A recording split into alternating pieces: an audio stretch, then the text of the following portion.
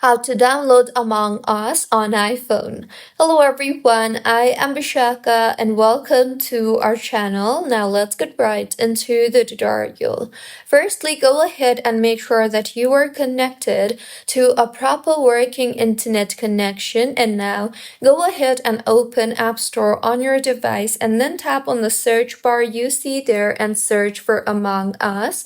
Now, if you have previously downloaded the app, you will see the cloud-like icon with the download button. Simply tap on it for the download to begin, and if you have not downloaded the app previously, then you will see the Get option.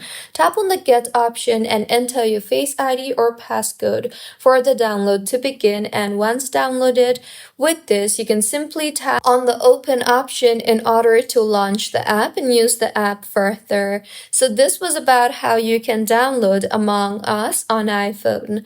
If you find this tutorial helpful, please like the video and do comment if you have any queries.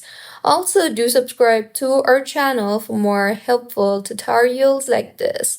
See you on the next one.